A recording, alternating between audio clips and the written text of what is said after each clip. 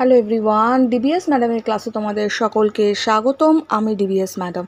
সবার আগে চ্যানেলটা সাবস্ক্রাইবের পর নোটিফিকেশানটা অন রাখবে, যাতে যখন ভিডিও আপলোড হোক তোমাদের কাছে পৌঁছে যায়। আলোচনার বিষয় আজকে ক্লাস 8 হিস্ট্রি চ্যাপ্টার 6-এর কিছু গুরুত্বপূর্ণ প্রশ্ন উত্তর দিচ্ছি। এর আগের পার্টেও কিছু প্রশ্ন উত্তর দিয়েছি, ইম্পর্টেন্ট ছিল, অবশ্যই পড়বে, প্লেলিস্টে পাবে। এছাড়াও এই ভিডিও শেষে আমি অ্যাটাচ করে দেবো। এখনও কিছু প্রশ্ন উত্তর দিলাম, ইম্পর্টেন্ট, অবশ্যই পড়তে হবে। শুরু করা যাক। ভিডিওটা বেশির থেকে বেশি লাইক শেয়ার করো। দেখো, সবার প্রথমে প্রশ্ন আমাদের কি বলেছে, ক্ষুদিরাম বসু বিখ্যাত কেন? উত্তর আমরা কি লিখব? অথবা প্রশ্নটা এভাবেও আসে, ক্ষুদিরাম বসু কে ছিলেন, তিনি ইতিহাসে স্মরণীয় কেন? উত্তর লিখব, বাংলার বিপ্লবী আন্দোলনের বীর অগ্নিসন্তান ছিলেন ক্ষুদিরাম বসু। তিনি ছিলেন বাংলার প্রথম বিপ্লবী যিনি ফাঁসির মঞ্চে শহীদ হয়েছিলেন। তার আত্মবলিদান বাংলার বিপ্লবী আন্দোলনের পথকে প্রশস্ত করেছিল।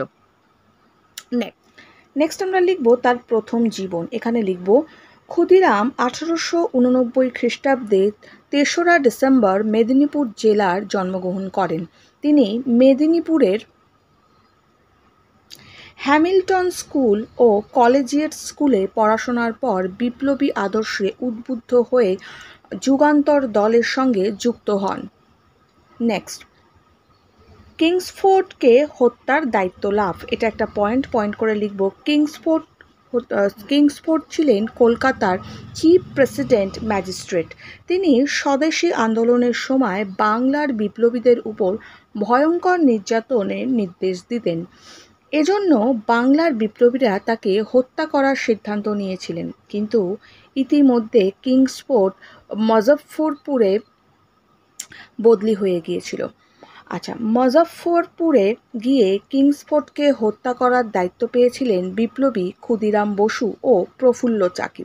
ঠিক আছে, নেক্সট পয়েন্ট আমরা লিখব, কিংসফোর্ডকে হত্যার চেষ্টা। এটা একটা পয়েন্ট, এই পয়েন্ট আমরা লিখব, ক্ষুদিরাম বসু ও প্রফুল্ল চাকি মুজফ্ফরপুর গিয়ে 1908 খ্রিস্টাব্দে 30শে এপ্রিল রাত 8টা নাগাদ পরিকল্পনা মতো একটি ঘোড়ার গাড়ির উপর বোমা ছোড়েন। ওকে, মানে বোমা ফেলেছিল আর কি। কিন্তু সেটি কিংসফোর্ডের গাড়ি ছিল না, ওই গাড়িতে ছিলেন ব্যারিস্টার কেনেডির স্ত্রী ও কন্যা। বোমার আঘাতে তারা মারা যান। নেক্সট পরের পয়েন্টে লিখব, ক্ষুদিরামের ফাঁসি। এখানে লিখব, পরের দিন 1 মে মুজফ্ফরপুর থেকে 24 মাইল দূরে ওয়াইনি স্টেশনে ক্ষুদিরাম পুলিশের হাতে ধরা পড়েন। বিচারে তার ফাঁসি হয় 1908 খ্রিস্টাব্দে 11ই আগস্ট। নেক্সট প্রশ্ন, স্বদেশী আন্দোলনের সময়, আগের যে প্রশ্নটা ছিল ওটা 5 নম্বরের প্রশ্ন ছিল, এবারের প্রশ্নটাও 5 নম্বরের প্রশ্ন। স্বদেশী আন্দোলনের সময় জাতীয় শিক্ষা পরিষদ কতটা কার্যকরী ভূমিকা পালন করেছিল? উত্তর আমরা লিখব, 19 শতকের স্বদেশী আন্দোলনের সময় জাতীয় নেতারা যে নানাবিধ কর্মসূচি গ্রহণ করেন তার মধ্যে অন্যতম ছিল জাতীয় শিক্ষা পরিষদ গঠন। জাতীয় শিক্ষা পরিষদ গঠন, এটা পয়েন্ট। এই পয়েন্টে লিখব, স্বদেশী আন্দোলনের সঙ্গে যুক্ত ছাত্রদের দমনের ঘটনার পরিপ্রেক্ষিতে জাতীয় শিক্ষানীতি গ্রহণ অপরিহার্য হয়ে পড়লে 1905 খ্রিস্টাব্দে একটি সভা আহ্বান করা হয়। সতীশচন্দ্র মুখোপাধ্যায়, রবীন্দ্রনাথ ঠাকুর প্রমুখ ব্যক্তি এই সভায় জাতীয় শিক্ষার সপক্ষে বক্তব্য রাখেন। পরের পয়েন্টে আমরা লিখব, এরপর 1906 খ্রিস্টাব্দে 11ই মার্চ পণ্ডিত, জমিদার, জাতীয়তাবাদী প্রভৃতি বিভিন্ন শ্রেণীর মানুষের সহযোগিতায় জাতীয় শিক্ষা পরিষদ গঠিত হয়। জাতীয় শিক্ষা পরিষদের পরিচালনায় দেশের বিভিন্ন স্থানে জাতীয় বিদ্যালয় স্থাপিত হয়। জাতীয় শিক্ষা পরিষদ গঠনের অল্পকালের মধ্যেই কলাবিদ্যা, বিজ্ঞান ও কারিগরি শিক্ষা, এটা কোনটিকে বেশি গুরুত্ব দেওয়া হবে তাই নিয়ে মতপার্থক্য শুরু হলে দুটি প্রধান শিক্ষা প্রতিষ্ঠান গড়ে ওঠে, যথা বেঙ্গল ন্যাশনাল স্কুল ও কলেজ এবং বেঙ্গল টেকনিক্যাল ইনস্টিটিউশন। ঠিক আছে, নেক্সট পরের পয়েন্টে আমরা যাব। পরের পয়েন্ট আমরা লিখব, স্বদেশী আন্দোলনের সময় জাতীয় পরিষদের ভূমিকা। এখানে লিখব, বঙ্গভঙ্গ বিরোধী স্বদেশী আন্দোলনের সময় আত্মশিক্ষা বিকাশের ওপর বেশি গুরুত্ব আরোপ করা হয়। মাতৃভাষায় বিভিন্ন বিষয়ে পঠন পাঠনের ক্ষেত্রে জাতীয় শিক্ষা পরিষদ বিশেষ তাৎপর্যপূর্ণ ভূমিকা গ্রহণ করেছিল। নেক্সট আমরা লিখব জাতীয় শিক্ষা পরিষদের উদ্দেশ্যে বিভিন্ন স্থানে যে জাতীয় বিদ্যালয়গুলি স্থাপিত হয় সেখানকার ছাত্রছাত্রীরা বিপ্লবী আন্দোলনের কর্মী হিসাবেও কাজ করত।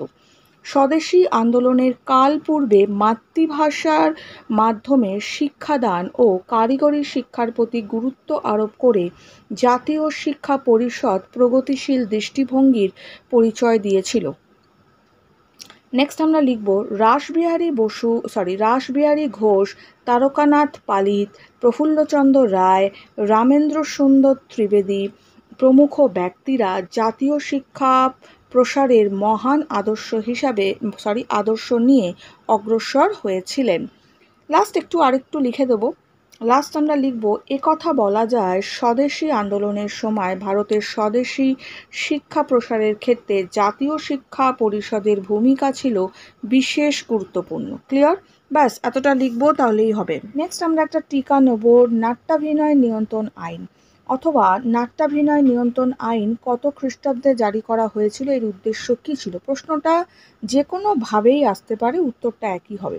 উত্তর আমরা কী লিখব? উত্তর লিখব ঊনবিংশ শতকে নাটকের মাধ্যমে ভারতীয়দের জাতীয়তাবোধকে জাগিয়ে তোলার প্রয়াস দেখা যায়। ব্রিটিশদের অত্যাচার বিষয়ে বিভিন্ন নাটক, থিয়েটার ইত্যাদির মাধ্যমে জনমানসে তীব্র ব্রিটিশ বিরোধিতা জন্ম নেয়। নাট্যাভিনয় নিয়ন্ত্রণ আইন এখানে আমরা লিখব এমত অবস্থায় এমন অবস্থায় আর কি ব্রিটিশদের সুরক্ষা নিশ্চিত করতে বড়লাট লর্ড নর্থব্রুক 1876 খ্রিস্টাব্দে নাট্যাভিনয় আইন প্রণয়ন। নেক্সট পয়েন্টে আমরা উদ্দেশ্যে আমরা দেব এই আইনের অন্যতম প্রধান উদ্দেশ্য ছিল জাতীয়তাবোধ ভাবধারার নাটকগুলির প্রচার বন্ধ করা। ভারতীয়দের প্রতিক্রিয়া লিখব নাট্যাভিনয় নিয়ন্ত্রণ আইনের বিরুদ্ধে দেশ জুড়ে চরম অসন্তোষ ও তীব্র আন্দোলন শুরু হয়। বিভিন্ন রাজনৈতিক প্রতিষ্ঠান বিশেষত ভারত সভা এই আইনের বিরুদ্ধে প্রতিবাদ জানায়। That's it. এই যে প্রশ্নটা আমি দিলাম নাট্যাভিনয় নিয়ন্ত্রণ আইন, এটা 3 নম্বরের প্রশ্ন বা 2 নম্বরেও কিন্তু আসে।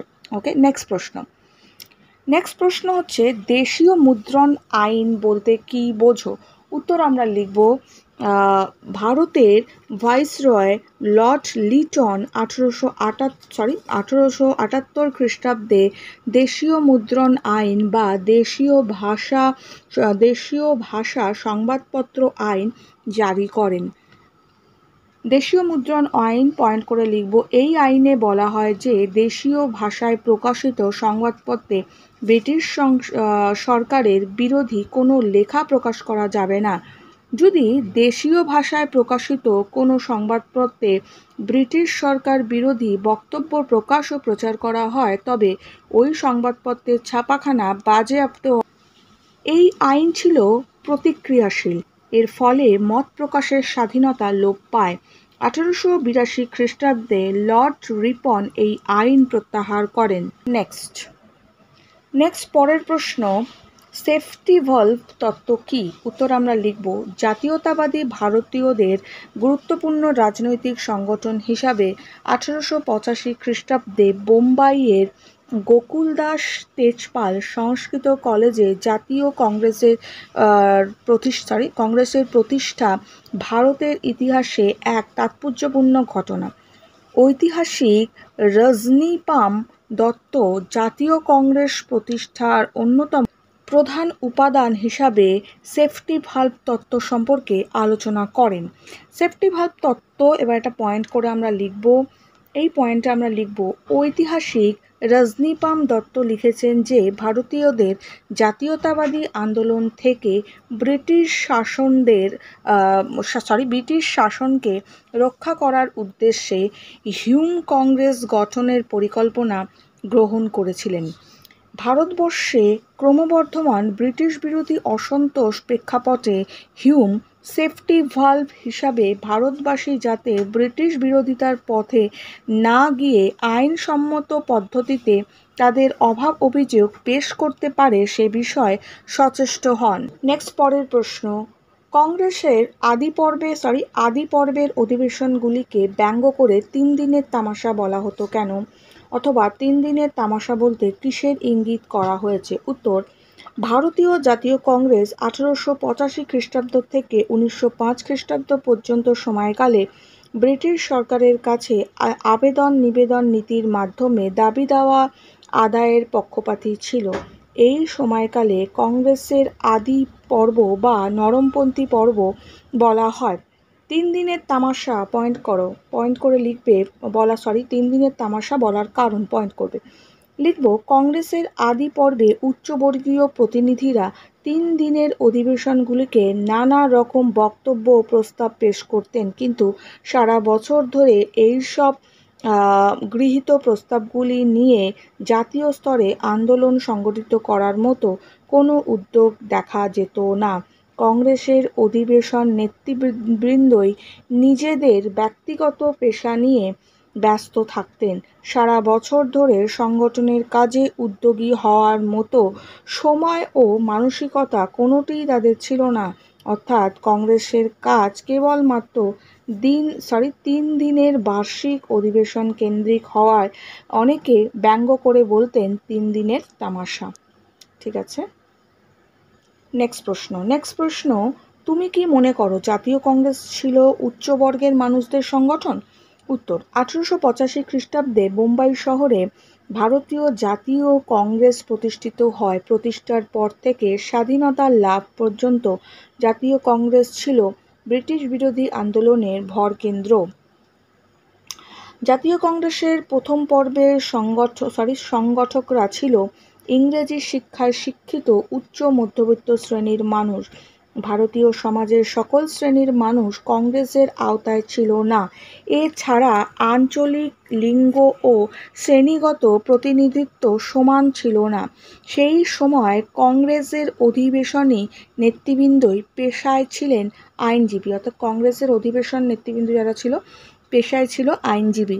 সাধারণত সমাজের নিম্নবর্গের মানুষজন ও তাদের অভাব অভিযোগকে প্রাধান্য দেননি কংগ্রেস নেতৃবৃন্দ। সর্বভারতীয়ত্বের দাবি জানালেও বোম্বাই, মাদ্রাজ ও বাংলা প্রেসিডেন্সির শিক্ষিত পেশাজীবী ও ব্যবসায়ী জমিদাররাই ছিল কংগ্রেসের প্রধান অংশ। সম্প্রদায়গত দিক থেকে কংগ্রেসের নেতৃত্বের মধ্যে উচ্চবর্গীয় হিন্দুরাই ছিল সংখ্যাগরিষ্ঠ। অর্থাৎ বলা যায় যে সূচনা পূর্বে ভারতীয় জাতীয় কংগ্রেস উচ্চবর্গীয় শিক্ষিত শ্রেণীর দ্বারা পরিচালিত ছিল। এই প্রশ্নগুলো এখন দিলাম, এগুলো ভালো করে পড়ো। একটু পরে আরও প্রশ্ন উত্তর আপলোড হবে। ইম্পর্টেন্ট প্রতিটা প্রশ্ন অবশ্যই পড়তে হবে। এখনের জন্য এটুকু। বন্ধুদের সঙ্গে শেয়ার করো, লাইক করো, খুব ভালো।